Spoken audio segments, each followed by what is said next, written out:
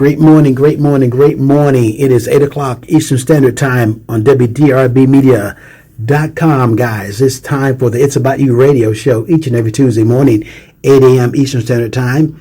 We have opportunity to share some amazing information because it is about you. I named the show It's About You because oftentimes people will say things like, it's not about you. Or I say it is about you. And I love this platform. I don't take it lightly. I don't take it for granted. This show is designed to get into your ear and hopefully into your heart to help you to be the very best you can possibly be. Each and every Tuesday morning, I came into radio many, many years ago. It was a possibility. I saw the vision, but guess what?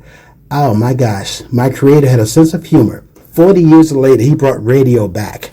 Those of you who've been on here for a while, you know I've been a professional law enforcement officer, professional school counselor, and now college professor, all serving people, 4 decades of serving people. And so now I've come into contact with the idea of helping others. And many of you know I have amazing guests that come and join this platform and share information about their profession and what they do. And so each and every Tuesday morning at 8 a.m. Eastern Standard Time, I always start the show because I know it's 8 o'clock. Somebody's in the gym. Somebody's having breakfast. Some people on the way to work or you're in the office. Thank you for listening. Thank you for being here. And I don't want to do all the talking because I know there's so many great people out here with great stories who are in the helping profession as well. As you always know, I always start out each and every Tuesday morning, 8 a.m. with the quote of the day. Something inspirational to help you process and think. Today's quote comes from Theodore Roosevelt, former President Theodore Roosevelt. And he talks about knowing what's right doesn't mean much unless you do what's right. Let me say that again for the people in the back row. Knowing what's right doesn't mean much unless you do what's right. How many of you ever heard someone say, don't do as I do, do what I say do? And how many people give you advice that they're not taking? Hello. So the point of this, to me, that speaks out volumes, the idea that number one, that knowing the right thing. For example, many people know that smoking is not good for them. It is written on the side of every pack that it can cause cancer. People know the right thing, but they don't do the right thing. How many of you as a child, your parents chastised you, or you got punished, or you got a spanking because your parents said, you know the right thing to do, but you choose to do the wrong thing? Yeah. And you know, you get to be adult, we start saying things that to our children. You know, you have to live right in front of the children because they're going to do what they see you do. They're going to say what they hear you say. I know oftentimes as a school counselor, I heard students say things when teachers say, I'm going to call your mama. Well, call my mama. My mama don't like you no way. My mama say they're hearing you. In other words, you said something negative about the teacher to the child, or they overheard you. You made express that you expressed your dislike for the teacher, and the child got that message as, I don't have to listen to that teacher. So you did some damage, maybe not intentional. So if you're going to have a conversation about the teacher, don't say it in front of the child because they're going to go repeat it and they get it as a green light to mistreat the teacher, get in trouble, and it affects them academically. I know today's message, somebody needs to hear that. I didn't plan to say it that way, but that's where it came out. So the message is knowing what's right doesn't mean much unless you do what's right. That is a powerful, powerful message by Theodore Roosevelt, and I just think that can bless somebody. So let's get our words and our actions to help them to be congruent. I think that is a good idea to have that set up.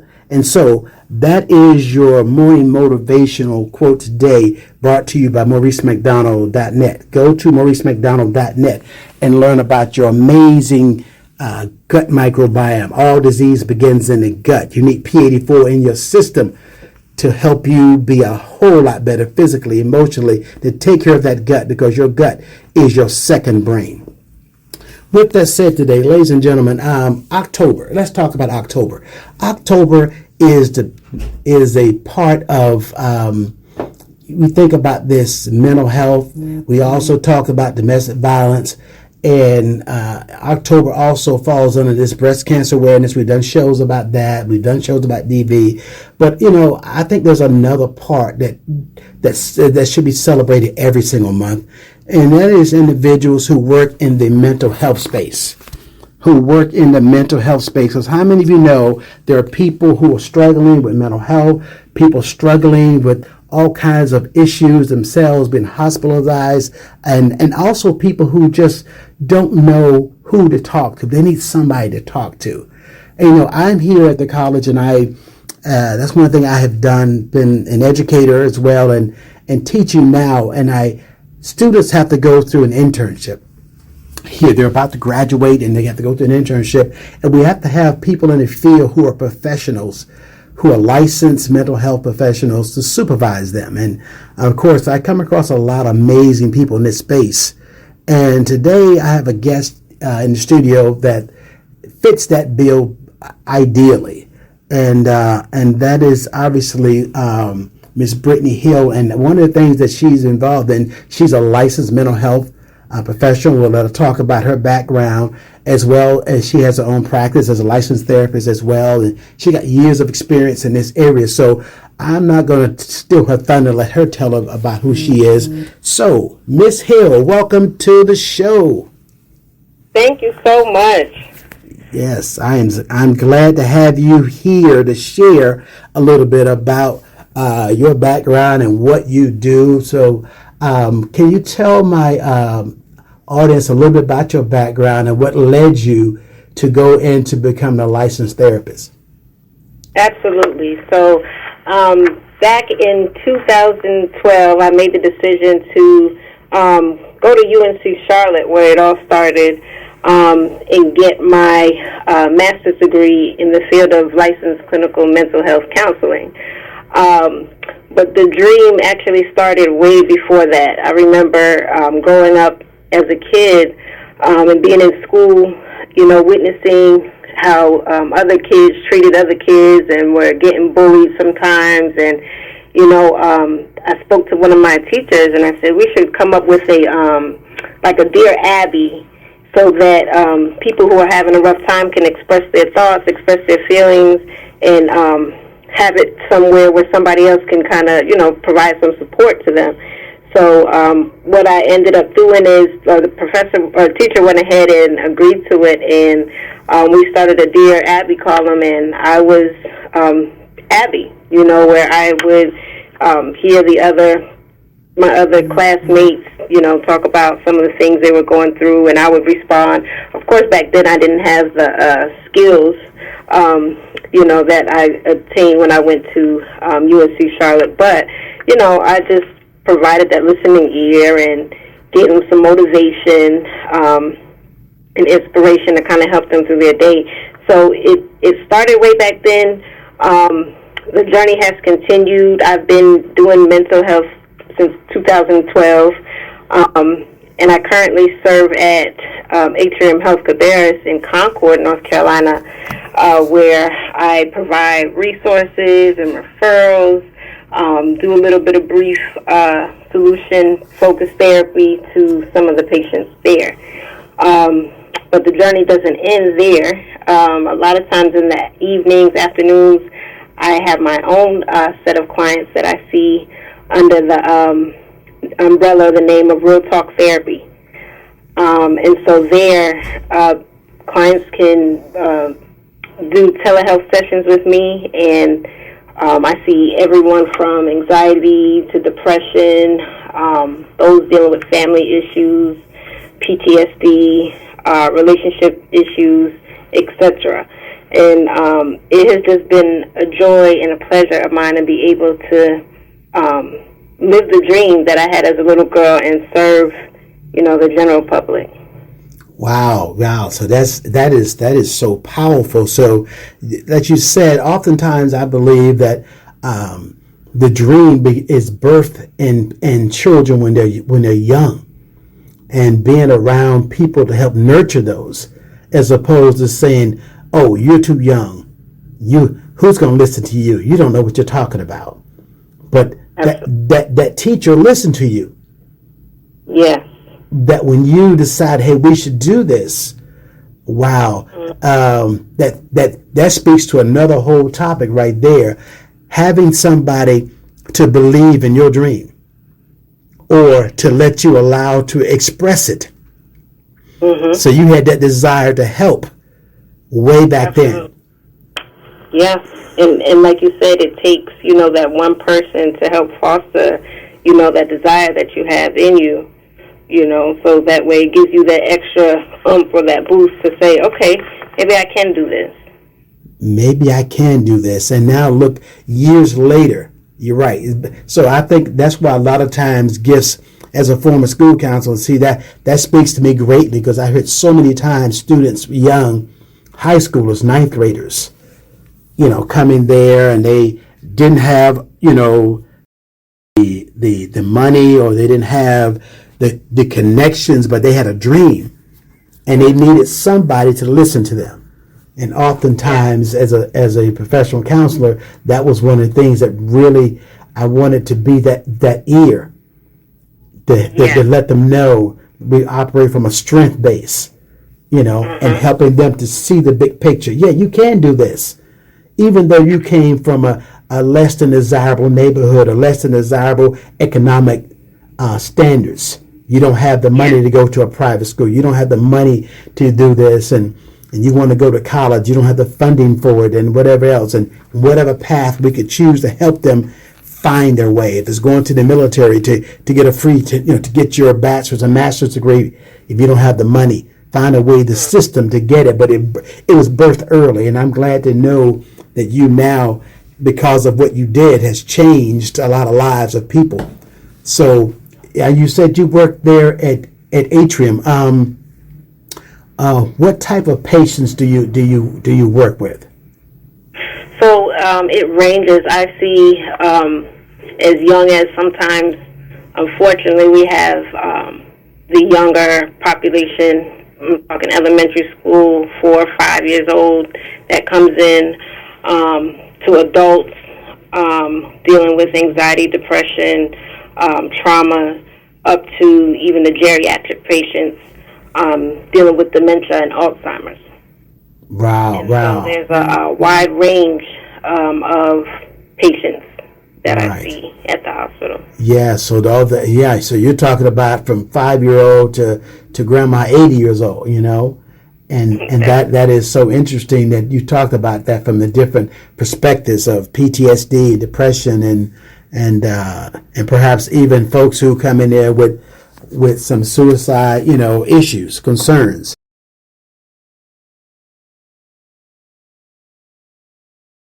How rewarding is that for you, or is that rewarding for you to work in the field that you have chosen to work in? Oh, it is 100% rewarding for me, because, again, just starting with just a dream and then seeing it come to fruition, come to life, I thank God, because, before starting my master's program, I didn't see, this coming. I didn't know where I was going to go. I had a son right after I graduated undergrad, and was kind of had a block at that time. Like, what do I do next? Where should I go? So seeing myself here at the hospital and owning my own business and knowing that I'm helping people, to get better, it's just absolutely amazing. Yes, and so a lot of times what we do in this field is help people between their ears, so to speak, helping them to process that maybe I can do this, giving them a reason why I need to stay in the process, why I need to live another day, how help me through my addiction, the help that giving them I told them it's kind of like that we're selling hope, helping them to see another day. So what does a typical day look like for you in that role?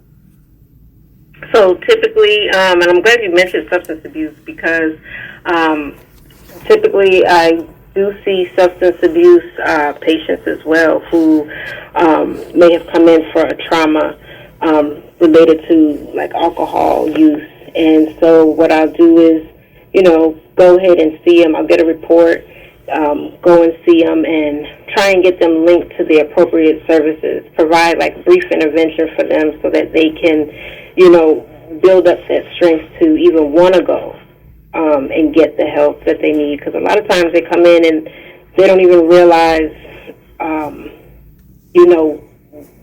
what could have happened to them. But they're, lucky that they were able to survive. And so helping them, encourage them to feel like they can make a change in their life. So I might start there with seeing some of the substance abuse patients, but then it varies.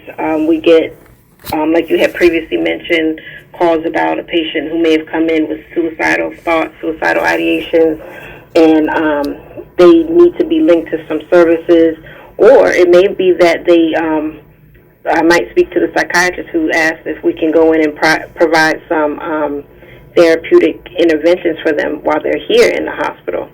And so what I'll do is, read up on them a little bit. I go in a very person-centered way, letting the patient lead and tell me who they are, their strengths, their weaknesses, their concerns, and try not to go in with judgment, and trying to think, I know how to fix this person or solve this problem, because the truth is, I believe that, the patient is the master of their themselves. So they have it in them to change or to get where they need to be, but they just need that little bit of a push or, motivation from somebody else. Yes. So, so it just, every day is different. No day looks quite like the other one.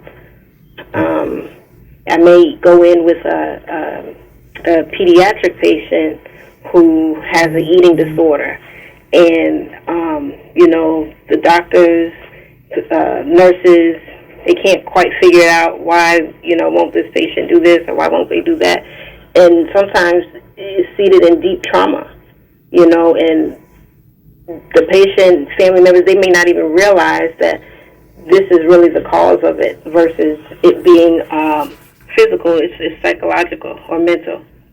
And so helping them have that aha moment or those awakenings, that's so, it's beneficial for not only me, but for them. Wow. Yeah, that is you touched on several things I want to touch back on. You mentioned person-centered or client-centered. For my listeners who may not know exactly what that is, because that's a term that we always operate from, but could you explain a little bit how that works and why it's so important to have that approach when you're working with clients, so that we don't use a cookie-cutter approach for all people? Right. And so the idea behind that person-centered is everybody is an individual. So you can't go in thinking, I have this method that's going to treat and fix this person. So the idea behind the person-centered is getting to know the person, have them lead and tell you, who they are and what their experience with their diagnosis or with their issues are. And letting them kind of lead and guide the treatment plan for that. How can I help you to get better, so to speak? Right. So we don't come in there telling them what they need to do or giving them Correct. Advice. Right. If I were you, do this. Because I think a lot of times some people have a perception that they need to talk to someone, but they're Right. afraid that they're going to come see you and you're going to tell them what to do. Or some people may come to you and want you to tell them. Make this decision for me because I don't know what to do. What do you think I ought to do? So that's not what we do. That's not what we do. Yeah. So they kind of guide the treatment. Absolutely. It's a lot of reflection so that they can see what it is that they are doing already that's either helpful or not helpful for them.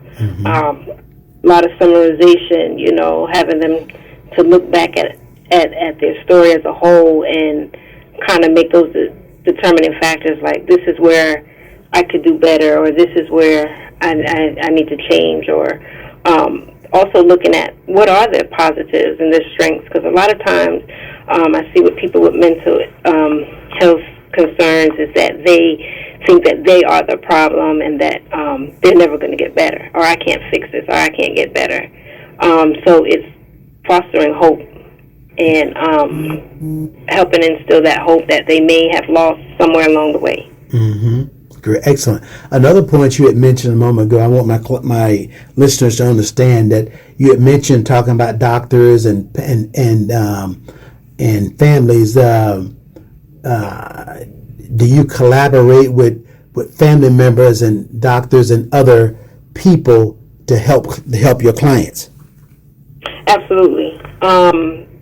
The best way to help care for a patient is to get the support of their family members, support of their friends, their physicians, their nurses, their care team, to get them involved, so that way the patient doesn't feel like, they're in this alone or they're in it by themselves. They have to face it alone.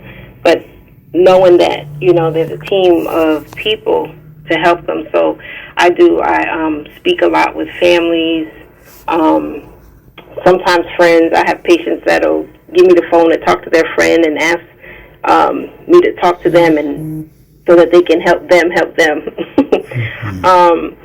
So it is a collaborative effort.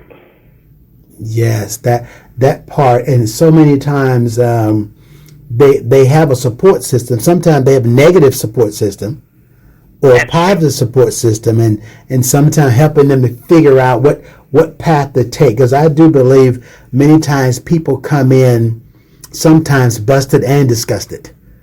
And they don't know where they're just so confused, and taking the drugs just helps me to stay focused, they think, or being involved in dysfunctional thinking.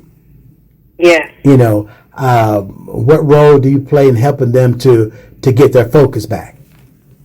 Yeah, so I see a lot of that. They come in feeling defeated, or I've tried this and I've tried that, it doesn't work, so, this is what I think works for me. But then we look at it and it's like, well, is this really helping you? Because, you're in this situation based on some of these actions that you've had.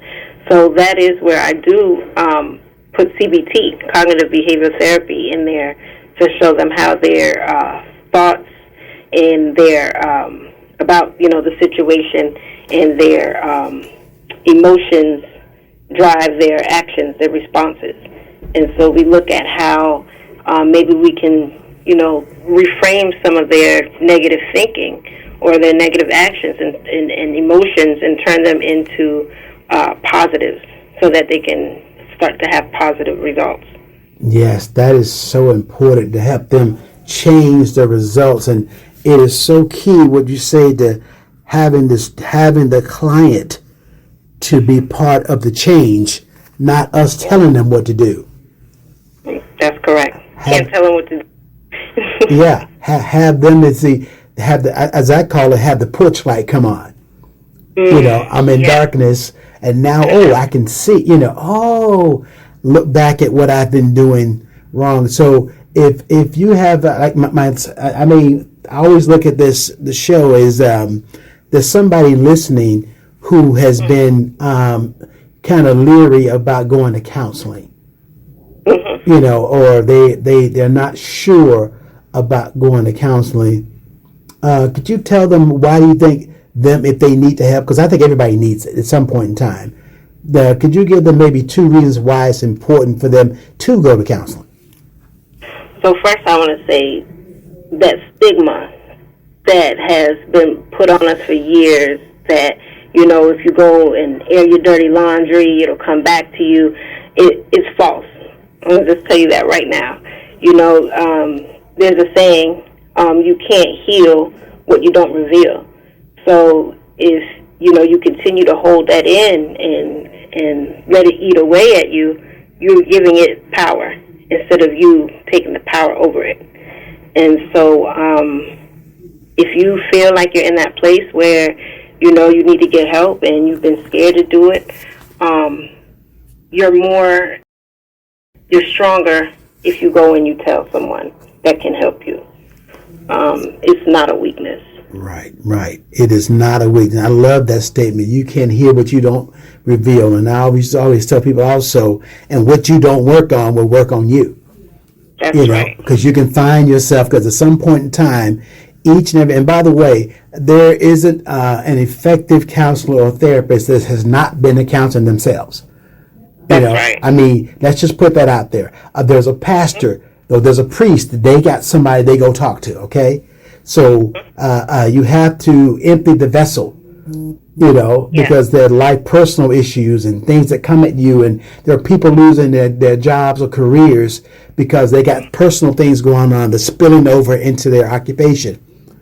And they're getting angry, or they're getting something happening, or they're missing work because they're laying out of work. They haven't taken advantage of systems, that's put in place, to help them. And so therefore it is important that we go ahead and first of all let's talk about the big elephant in the room. Everybody needs it. And I know culturally, there are a lot of people say, African Americans, Asian culture, Hispanic cultures, whatever, there's a stigma. And so we're here to let you know right off the bat, get rid of that stigma, because it is real strong. And I know men, oh my gosh, men, we just, research says that counseling works for men and women, but also men sometimes are more or less resistant, or more, should I say more resistant, and women sometimes are more likely to get the counseling that's needed. So we're going to take a quick break. We'll be right back and pick this right up. Did you know all disease begins in the gut? That's right. Your gut is your second brain, guys. It's connected to your liver. It's connected to your hormones. All things start in the gut. That's why you need to get your gut right today with P84. Loved by him. Awesome product called P84. 84 fruits and vegetables organically grown all around the world to help detox every organ in your body, provide all the nutrients, everything you need in your system to get your gut right. Simply go to MauriceMcDonald.net, MauriceMcDonald.net, MauriceMcDonald.net, and learn about P84 to get your gut right so that you can have an awesome body. Okay, guys, we're back. We're back here on WDRBmedia.com, the voice of the community. It's the It's About You radio show with your host, Maurice McDonald. Again, as I always say, it's a pleasure to be here. If you just joined us, we have an amazing topic talking about mental health. It's important because people will go to the doctor and they'll get a checkup from the neck down. But each and every person, if you got a pulse, we need a checkup from the neck up. And oftentimes that is the last place people will go. And I've got a guest here today, Miss Britney Hill. She's been sharing some information. She's been in the field for over a decade working in the mental health space at Atrium helping all kinds of clients from 5-year-olds up to 80-year-old with all kinds of issues that come in. And she's talked about having to collaborate with other people and helping people break the stigma. We stopped right at that part about the stigma of mental health and seeking help. As I said before, people will have no problem going to the doctor if they got a fever, they're upset stomach, they've been throwing up for a couple of days, they're feeling achy, they're coughing, they're sneezing, or if they cut their hand, they have no problem going to the emergency to get stitches. They have no problem going to check on this headache I keep having. But if you ask them, do you want to go talk to a counselor? I'm straight. I'm good. I'm fine. I don't need no help. And they got all kinds of issues that keep happening. They keep repeating. And they keep getting themselves in trouble. So many people with substance abuse issues. They don't even know that they are addicted. They just think it's normal. Everything they do is normal. Everybody gets in trouble. Everybody gets arrested. And then they go get a checkup from the neck up, I call it. which is so good, and then they discover something. So, Miss Hill, would you talk a little bit about that? We left off talking about that checkup from the neck up, I call it, for a better term. Could you speak to some of the things I just talked about? Yeah, absolutely. We see all types of medical issues that come in. But interesting, I had a discussion with one of the psychiatrists the other day, and a lot of the times patients don't even realize, but we see a trend where a lot of them that come in for medical issues really have had past trauma that went unresolved, meaning they never got treatment or help for it. And so what happens is it ends up showing up in a physical way. It's like through the body. So a lot of the somatic disorders that we see that come in, pseudo seizures, they have some kind of past history of trauma that happened. And so, as you were saying, it's not only important to treat and heal the physical part of the body, but also the emotional, mental parts that, go undiscussed. Absolutely, and that happens. I've heard people, when I did the domestic violence counseling for 13 years, batterer intervention program, oftentimes, so many times, that there was a women group, the women who assaulted their partners, and the men who assaulted their partners. It got it, even though that was not a therapeutic group, psychoeducation group, but it got therapeutic at times because of what past traumas. Students that grew up and they lived in domestic violence. They grew up in it. Yeah. They were survivors. They, hiding with mom and dad, and, the issues that came about when the batterer came home. They grew up in DV, and fast forward 25 years later, guess what they have done? The exact same thing that they grew up in, and the trauma that they had, but they suppressed it. I don't need no counseling, this kind of stuff. If I get upset, I just take a drink, and of course, that leads to a lot of other issues now, substance abuse addiction and the violence and all those kinds of things. But that trauma, unresolved trauma, could you speak to kind of let my audience know what trauma is? And the fact of the matter, does trauma just go away one day when you get older? Could you speak to that? Yeah, so trauma, like you were mentioning, as generational trauma, where you've seen it or witnessed it or were a part of it as you were younger, or you saw mom and dad, like you had mentioned, go through violence, domestic violence, and then you end up either acting out that violence in some way, whether it be getting into a relationship where now you've become the victim, or the opposite, where you become the one who's doing the victimizing. And so trauma never goes away unless or until you heal it. As I mentioned before, it shows up in the body through different illnesses. And it can show up, externally, where you start to act out what you've seen or been through. Some people internalize it, meaning they keep everything inside and they get frustrated. They don't even know why. Sometimes they have these headaches, why they lash out, because trauma is witnessing or hearing about or watching something that has happened to another person or to you, something that you've been through that is not part of what the average person goes through. So it could be seeing somebody die. It could be being a victim of sexual abuse.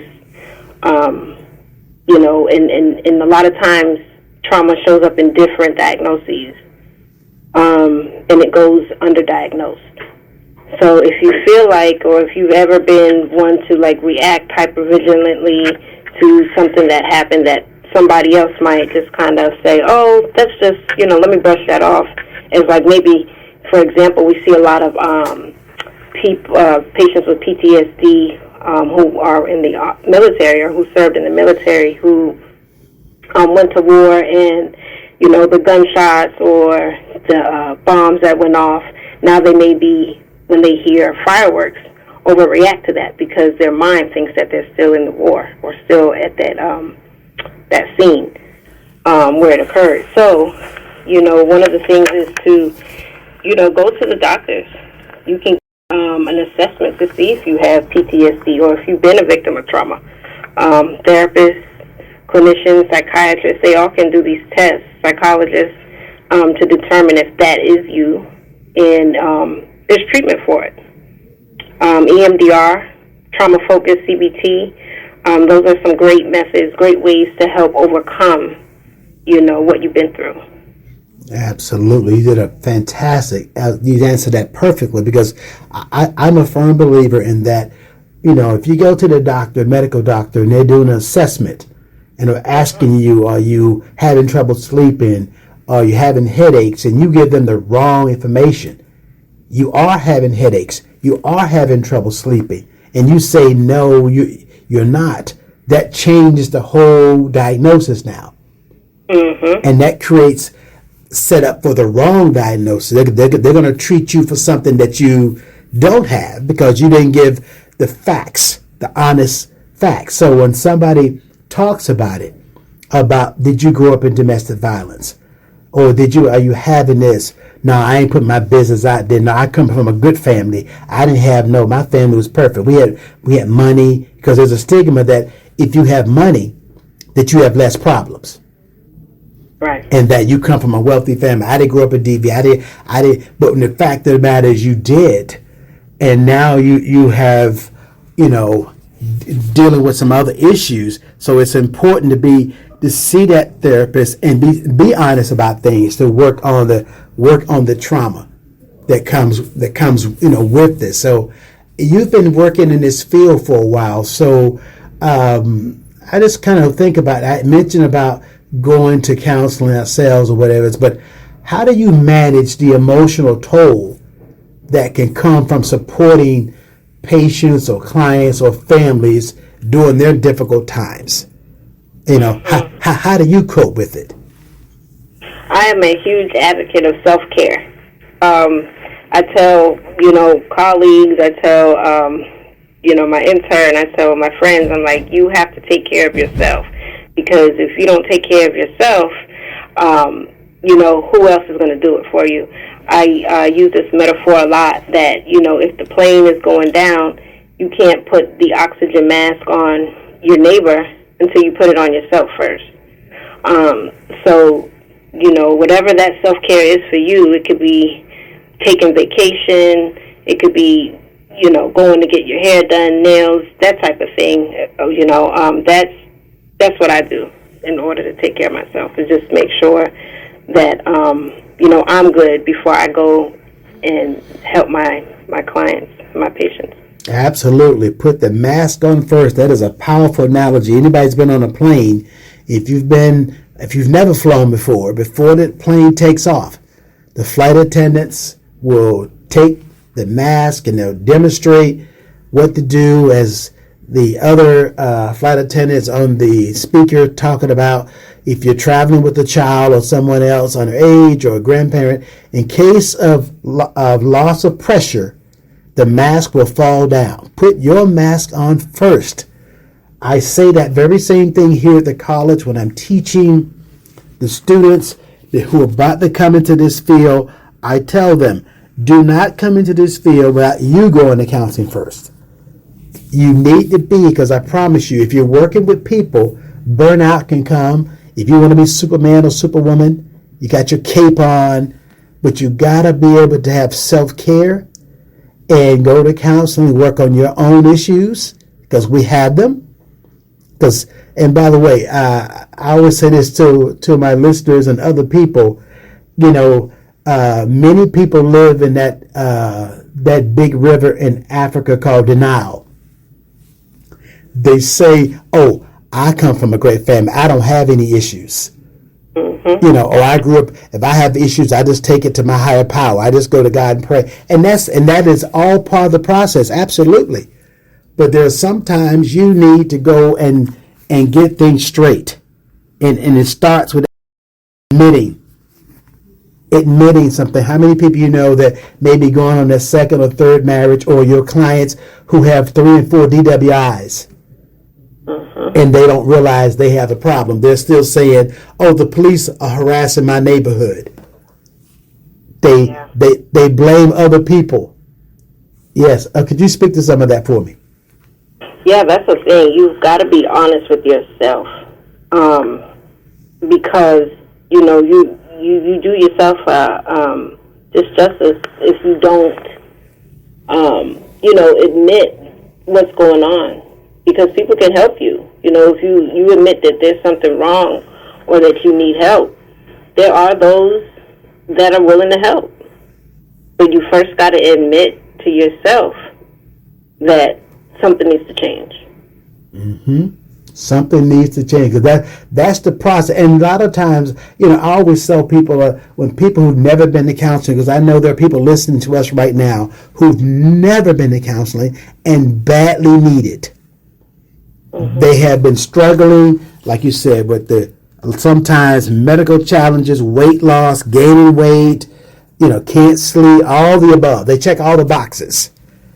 But they turn to food for comfort, they turn to alcohol for comfort, they turn to other human beings for comfort.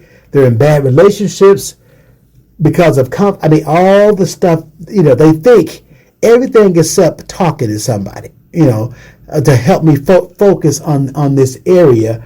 And I think sometimes they do this because of, like you said, the stigma that goes with this whole idea of counseling.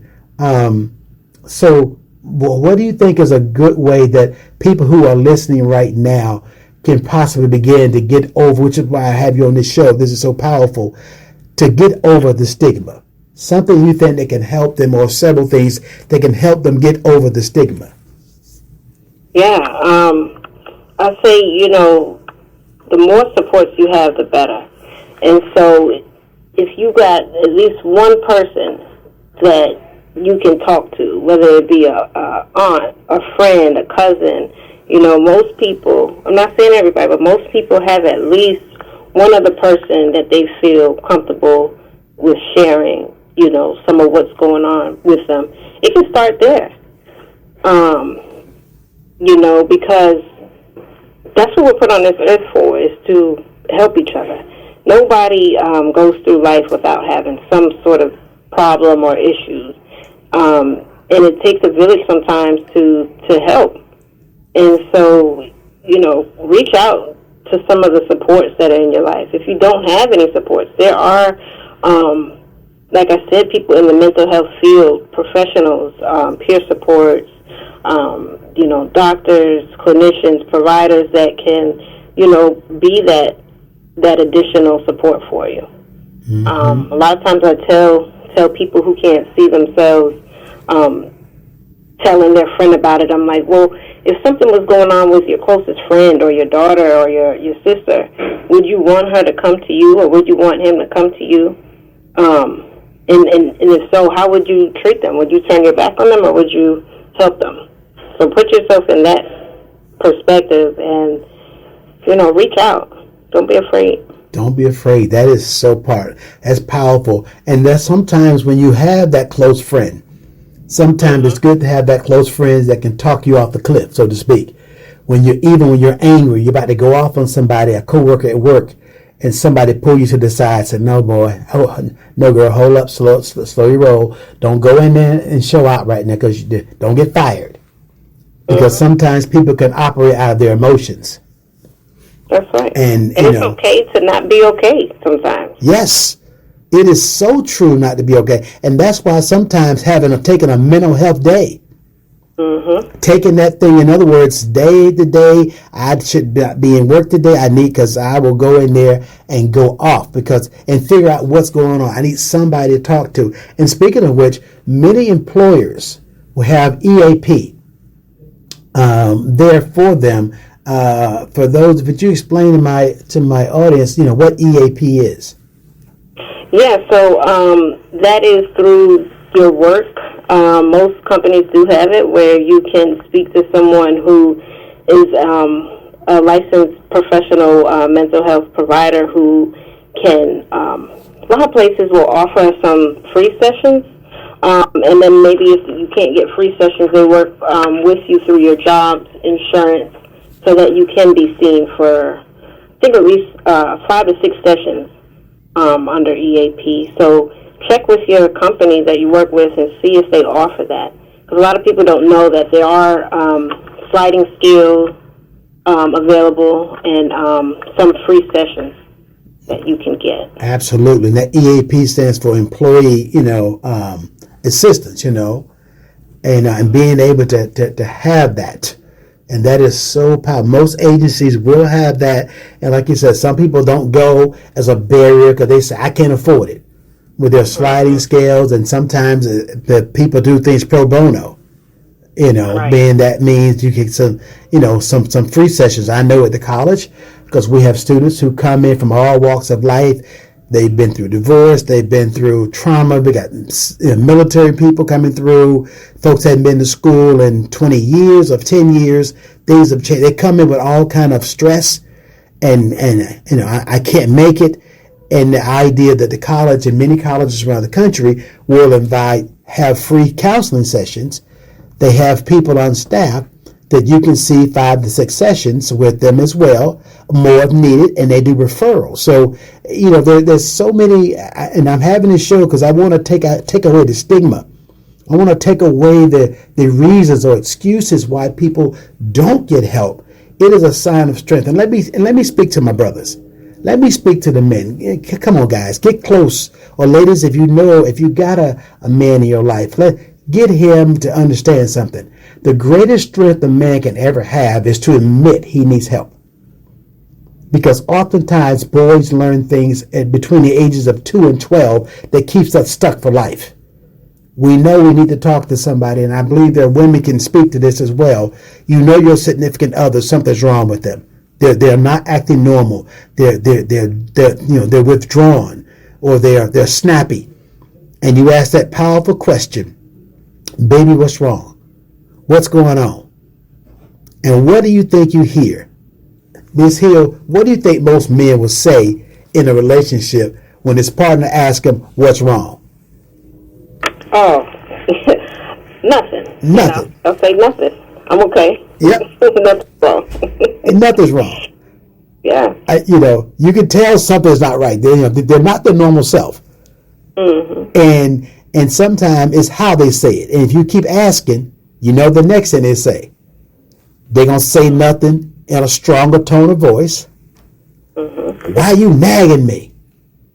And I know there's some amens going on in the audience right now, because something's going on and you're on pins and needles.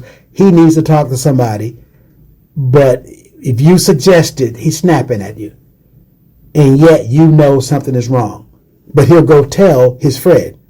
He may go tell his best friend. And then you find out later on, why do you come to me?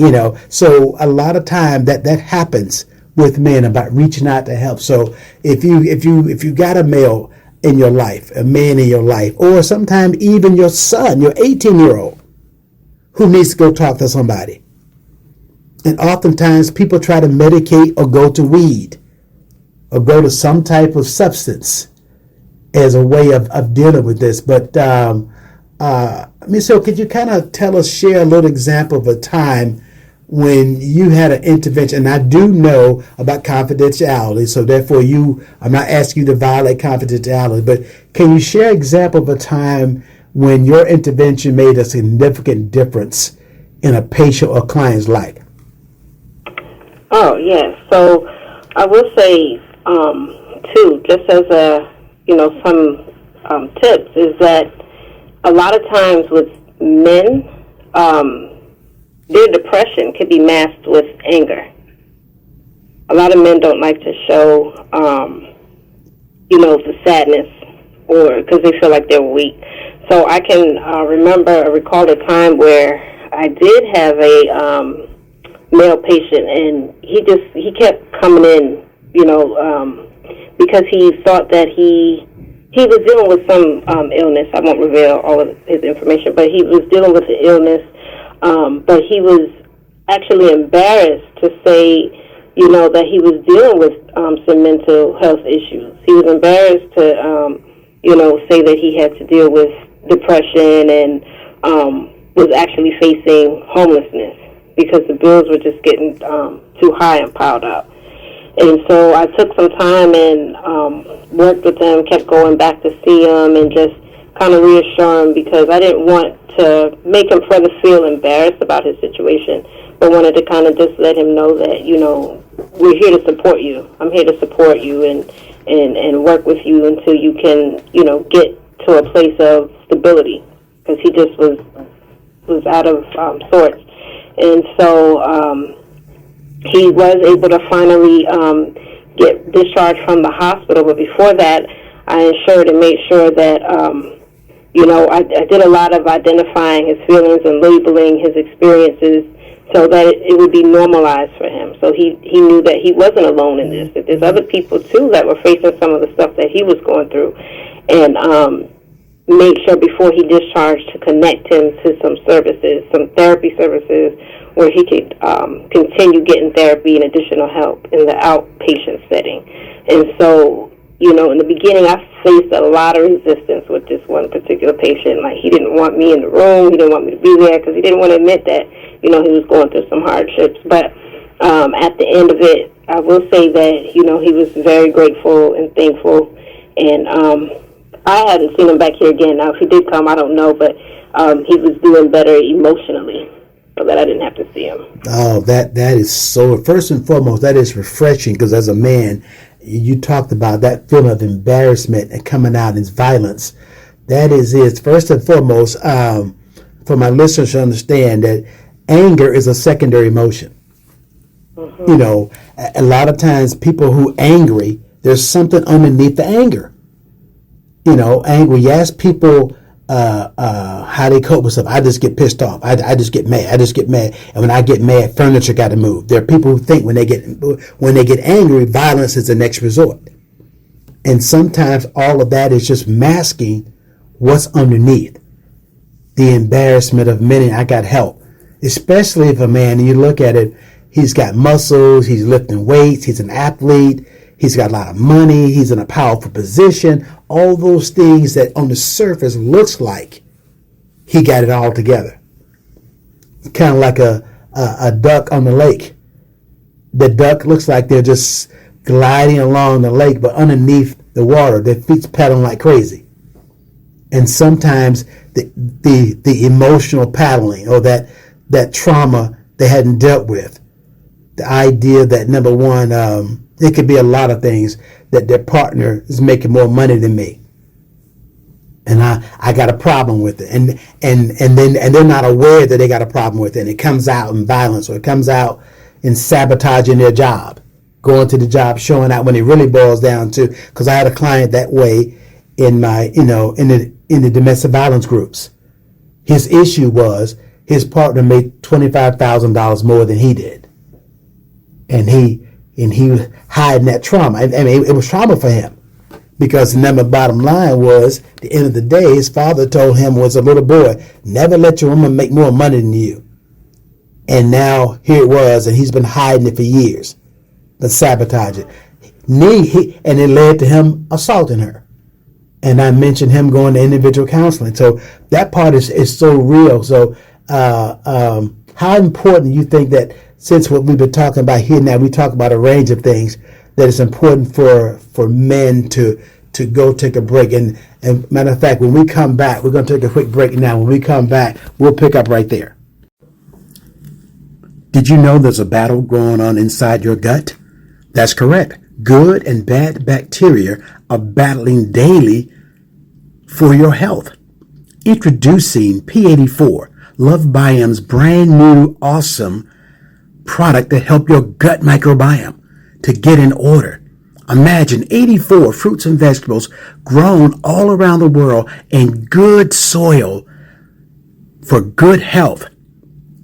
a 5-year-old, 80-year-old, it doesn't matter. We all have a gut. And you need P84 in your gut to help you feel better, sleep better, and also detoxify every organ in your body. Simply go to MauriceMcDonald.net, MauriceMcDonald.net, and you can order your P84 today to help get your gut in order. Remember, P84, go to MauriceMcDonald.net, MauriceMcDonald.net, and get your gut right today. We're back, guys, here on the It's About You radio show, WDRBmedia.com.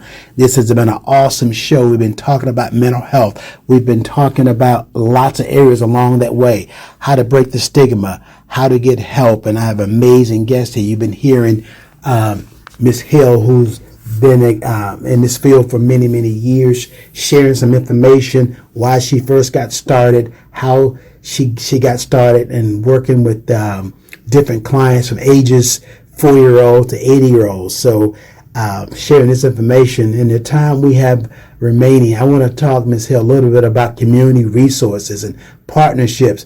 How can people get help in their local areas or those kinds of things?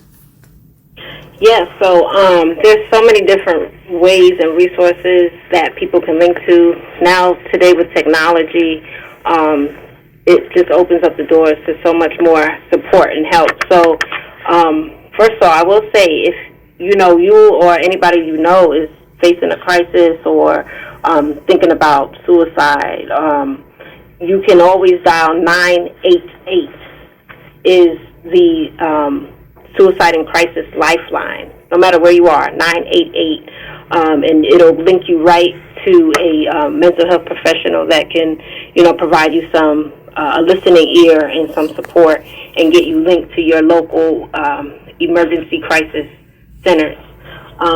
Another great one, if you're dealing with either substance or mental health abuse or illness, you can go to the SAMHSA, which is spelled S as in son, A as in apple, M as in Mary, H as in house, S as in son, A as in apple, .gov. And there you can find all sorts of resources and treatment services, including some screenings and brief interventions. Another great one is findhelp.org. That findhelp.org will put you in link with local crisis resources, anywhere from medical care, food assistance, financial assistance, and other free or reduced cost help. So you do not have to ever suffer in silence. There's so many people willing to help, and one big one that I think a lot of times we forget about, dial 911 or just go to your local emergency department, because there you can get an evaluation. If you or somebody you think needs some help, they can speak to a psychiatrist that are either often in person there at the emergency care place, or they can do a telehealth session with you. So at this point in 2025, there's so many great resources and links that nobody should ever have to face life alone. Absolutely. Speaking of telehealth, you're licensed here in North Carolina. So if you would, how can somebody get in touch with you?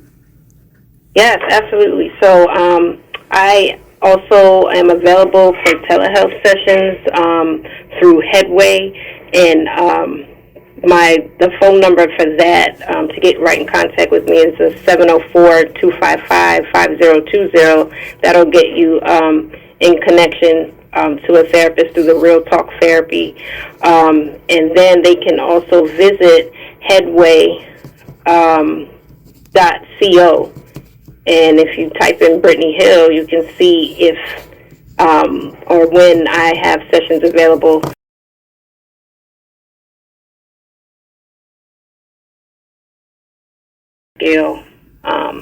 For people who need some assistance. Very good. If you would give that phone number again, that's 704 number 255, I think you said. Yes, that's 704-255-5020. And then, of course, Headway, you said Headway. That's one word, correct? Yes. So care, you can do care.headway.co, and then it'll you can find a provider, and there's so many providers. I'm up there. Britney is Britney. Hill is Hill. And some people say that, if they feel like telehealth may be too much, just don't worry. You can always go on there and get a referral for an in-person provider. Either way you do it, we'll get you linked in resource. Yeah, because the bottom line is getting people help. Getting the help that people need is crucial, because the idea of it is, you said the words earlier, and I was going to end with that, is no one should suffer alone. We know there are people suffering, and some people are suffering needlessly. They can get help as they're on the way. And there's strength. There is major strength in asking for help. Listen, I know this time has gone by so quickly, and it has been fruitful. I'm gonna reach out there. I know my guests got something out of this. We're gonna have you come back, and we're gonna have to do a follow-up session. I just thank you so much for taking time out of your busy day. And those of you who heard her, I know she said some things very powerful, but reach out to her and as a resource, because we want people to get help. Thank you so much for being here, guys. Listen, this has been an amazing show. This has been the It's About You radio show here on WDRB Media, the voice of the community. We'll be back next Tuesday, 8 a.m. Eastern Standard Time for the It's About You show. Remember, go to MauriceMcDonald.net, MauriceMcDonald.net. Learn all about P84. Learn all about getting a healthy edge to getting that gut in order. We're going to see you next week, because we're going to be in the building.